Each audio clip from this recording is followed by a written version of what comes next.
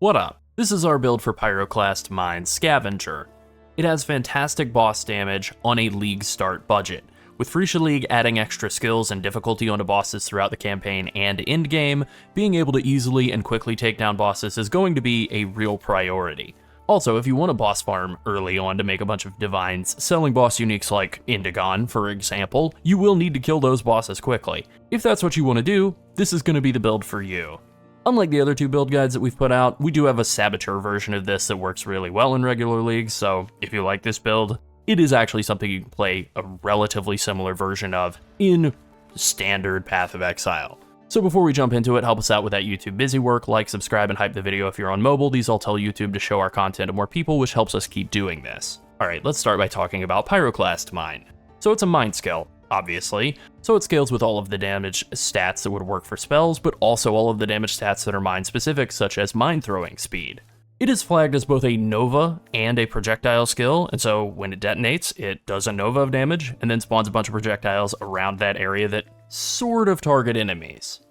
A lot of the projectiles will miss because, I don't know, it's just funny to miss your target, I guess. Adding more projectiles is good, but it's not a one-to-one more damage mod either. It's not like every single one of them is going to hit the target. No, another thing Pyroclast Mine does is that it adds a projectile for every 3 previous mines in the detonation chain. So when you hit detonate mines, or if you automate detonate mines and it's just going off all the time, it's going to blow up all the mines one after another after another after another. So if you throw out extra mines while the detonation chain is active, it adds them into the chain. So this is what it looks like when you blow up 5 mines at once. A decent little combo of explosions, nothing super fancy. When you blow up 20 mines at once and keep throwing mines out throughout the whole process, it looks more like this. As you can see, that's a lot of projectiles by the end. So this is the way that you're able to really get a lot of burst damage onto a boss. You turn off your automation, you get 20 projectiles all out and waiting for the boss to spawn, and then while the boss is coming out, you hit detonate mines one time, throw out as many mines as you can, although you will probably have to dodge some skills, but you get as many mines as you possibly can out, and you'll get a bunch of extra projectiles, and hopefully a bunch of extra damage as well. Mines kind of have a bad reputation based on the way they used to work like 5 years ago, and they're really not that inconvenient anymore. So the very simple way to make mines really convenient is just to hook automation and detonate mines up. You can do this with pretty much just any color 2 link. You need a blue link for automation, and then any other color will work for detonate mines. You can buy a detonate mines gem as soon as you've completed the library in Act 3. So prior to that point, you may have to play a 2-button playstyle of throwing mines and detonating them, but there is a mine mastery that allows you to make detonate mines be triggered whenever you're moving. So as soon as you can get to a mine cluster in the passive tree on a scion or a shadow, it's around the end of Act 1, you can basically have mines be a 1-button playstyle. The only real downside with this is that when there are chain bonuses, such as the detonation chain bonus of adding extra projectiles for Pyroclast Mine, if automation is spamming detonate mines the whole time, then you are going to get fewer projectiles. So you can hand detonate if you want for bosses. It's a little inconvenient, and you never need to do it while mapping. You don't really even need to do it for bosses, but it's kind of a nice thing to do. At the very start of doing damage to a boss, you will hand detonate the first combo, and then you just switch over to automating the rest. One question I know will definitely get asked about is why this isn't working in your hideout. Why isn't automation working in your hideout? It just doesn't work in your hideout. It's a thing that they did to make it so that automation wouldn't spam stuff that has a bunch of sounds to it. And that was actually a good call by GGG, but yeah, there you go. Alright, now let's talk about the Scavenger Ascendancy. So it's just a generically really good Ascendancy. It did get some small nerfs. Specifically, it got a nerf to Cloak of Flame. It now gives 30% of physical damage taken as fire damage instead of 40%.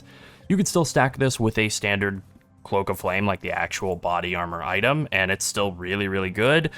And because POB hasn't yet been updated for Phrecia League, one little thing that we did, as you can see on this Cloak of Flame that's equipped here, is we just edited this to be 30% of Fizz taken as fire. Cloak of Flame is still 40.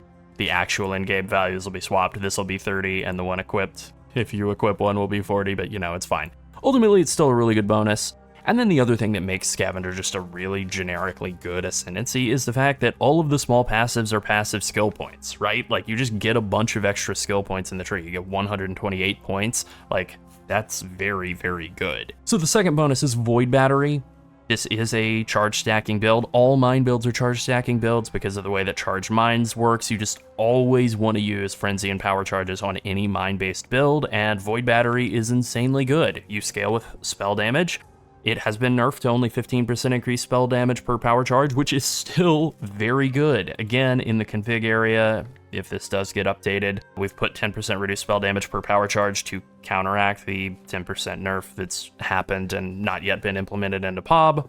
But +1 maximum power charge is just a very good bonus on its own. And then if you're just running like 6 power charges, that's 90% increased spell damage just from that bonus, as well as anything else that you can get in the tree that's going to stack with that, like the bonuses up here in the Disciple of the Forbidden area. So it's just really, really good. Also, you are getting like 300% increased crit, so it's super easy to cap your crit chance to the point that you can run Maroline's Fallacy with crit catalysts on it to really, really lower your crit chance and get a massive amount of global crit multi and culling strike and still be very close to the crit cap. Then the two final nodes, you kind of have nothing really that great to choose from, and this is where Bloodline Ascendancies are going to work really well, but just to kind of show off some of the options here. So Fury Valve is really good for a lot of projectile-based builds. It's actually worthless. It's actually harmful for this build. It will cancel out all of the extra projectiles that you get out of your detonation chains and do nothing positive at all. So that's bad.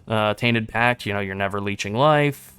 Death Rush does not seem to work. The ring does not give you adrenaline when you kill. There are a lot of things that work with on kill and on hit effects for mines, and there are a lot of things that don't. Like life on kill doesn't work, Death Rush doesn't work, but on hit effects from, say, like curse on hit rings will work. The same goes with, like, if you have a curse on hit ring and you curse enemies, they won't be able to afflict you with elemental ailments. It's not the greatest thing in the world. As a final ascendancy bonus, you could just take another small passive point. But the thing is that the final 2 points, you could just put into the Breach Bloodline. The one that gives double damage with Graft skills is very good. We used it on Toxic Rain Pathfinder in Keeper's League for a while and really liked it, and it will work really well in this build. It just isn't in this version of POB because, well, there isn't a 327 version of Phrecia League yet in this POB. So that's the Scavenger Ascendancy, super simple, just a bunch of like defensive value and damage, and then just a bunch of extra passive points. It's really, really quite good. So there is one alternative. Why not do Polytheist instead? It got a lot of buffs. We made a Pyroclast Polytheist build back in the OG Phrecia League, and it was really good. You can play that instead. The reason we went Scavenger this time, even with Polytheist getting some buffs in this event, is that Polytheist still just really isn't as good. The early campaign acts are way jankier on a Templar. Like, you have to start at Templar and make your way all the way over here to the right side of the tree to get mine stuff, so it's like a ton of points spent getting over there. And you have to level with Rolling Magma, which is just not the most fun skill in the world. Devout of Lunaris is about the only really awesome selling point of the Polytheist. Getting your Nova skills to cast at the targeted location is something you can get out of the ring. Astral Projector, which we do have in the POB here. It's not mandatory, but it is a nice ring. It's like something you can use, but they're usually pretty cheap. So it's not really the greatest thing in the world, and adding more projectiles again sounds great. It's decent, it's good for clear, but it's kind of inconsistent for bossing. So those are like the two main selling points for this build. Then there's a lot of stuff related to like evasion and like just some cool quality of life stuff, but nothing super amazingly good out of the Polytheist. So ultimately, with Scavenger having like a better early start and better build variety than Polytheist, it just seemed like the better choice. You can play the Pyroclast Mine Scavenger for a while and then swap over to some other build with the Scavenger, whereas if you're playing a Pyroclast Mine Polytheist, you're basically locked in on that. Scavenger really is just a lot more versatile, and again, any excuse to play the Scion for once in her life is like, cool. Wouldn't you rather be a tall blonde lady than a no-pants long neck? Yeah. So let's talk about leveling the character. So this is an Ascendant, obviously. It's the Scion in regular PoE, which actually is a pretty decent little mine build. It worked pretty well, and it's just extremely new player friendly as well. You can notice like there's a bunch of empty sockets on this character. Like, you barely need any gems to really get through the campaign, which is great. You do run Stormblast Mine until you hit Gravitius in Act 3, which is a little, like, Stormblast Mine isn't that great.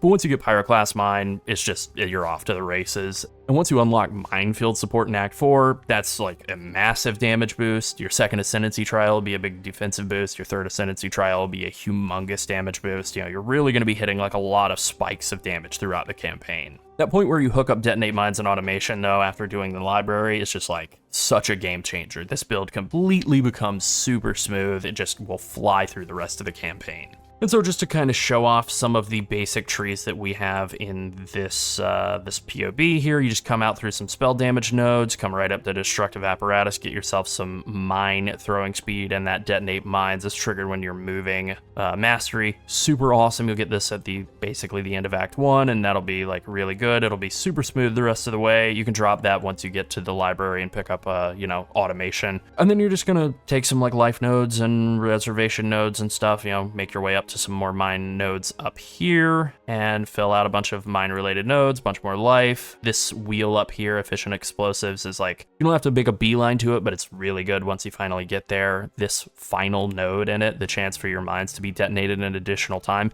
is basically double damage for mines, which is an awesome stat, and it's like pretty rare. This is about the only place that you're really going to be able to pick that up. And as far as gear, any old garbage will work, right? Just get enough dexterity, mainly, and like enough stats, resistances in life, and then if you can get +1 fire spell skill gems anywhere on your gear, cool. I think this is a piece of gear that came from Act 3, and this is the best weapon that dropped in the whole campaign run. Also, this shield is from Act 1, and it's fine. So with that being said, let's take a look at some of the in-game trees here. Again, we're just kind of doing a lot of the same stuff that we've done on some of our previous miners, taking like charge-related nodes.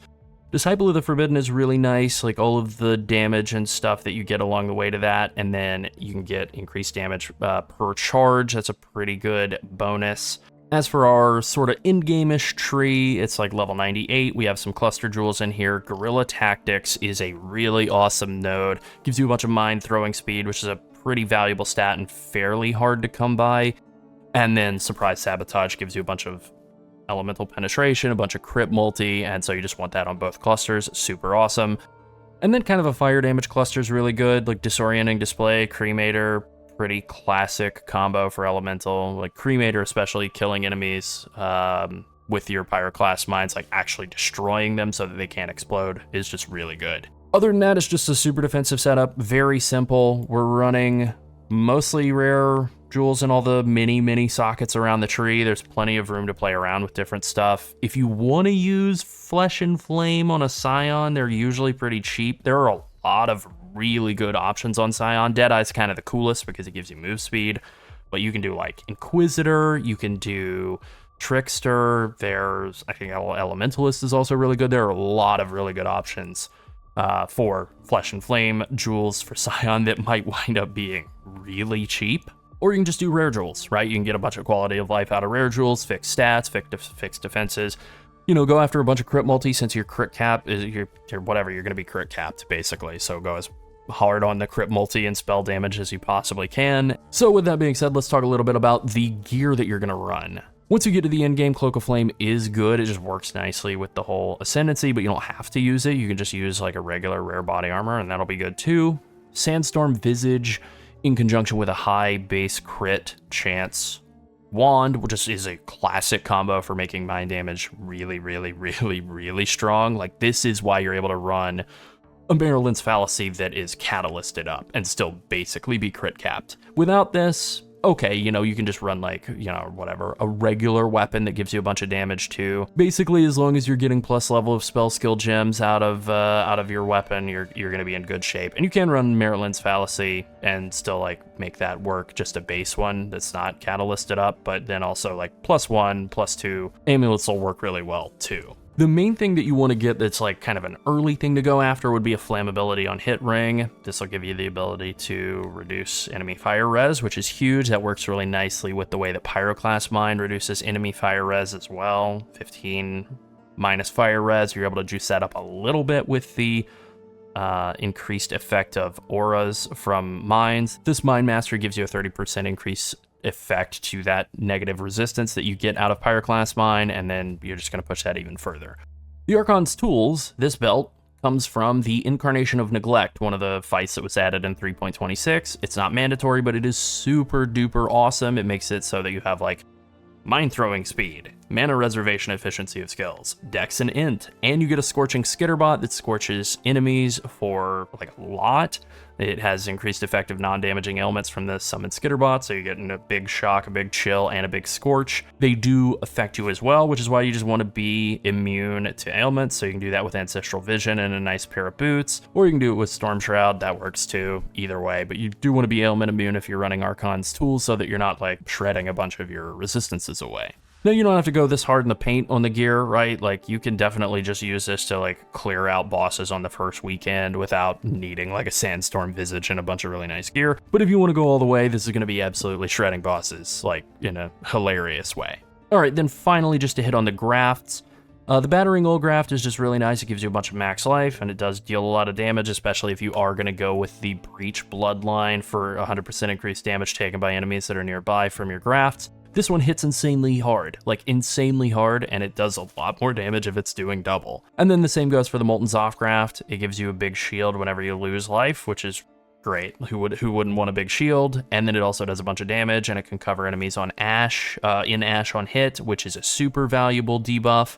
So you can just basically clock that in as like guaranteed, 20% increased fire damage taken, huge damage buff for you. Also slows them down, makes them a little less likely to be up in your face. Although they're probably going to be up in your face either way, but whatever, now they can't get away. So just a lot of extra damage coming out of the Ash covering from the Molten Zoff Graft as well. And also, by taking that bonus, you get 15% less physical damage taken and 15% less fire damage taken. So for a build that really is evasion based and is doing a lot of fizz converted to fire, that's just like super awesome defensive value as well. So it really works very nicely all together. And this is a build that really easily takes care of breach events too, so it's going to be pretty easy to do breach events, kill those breach bosses, and take that breach bloodline ascendancy and take that instead of your last 2 points. So it's all going to work out really nicely for a boss rushing build at the start of the league on very low budget.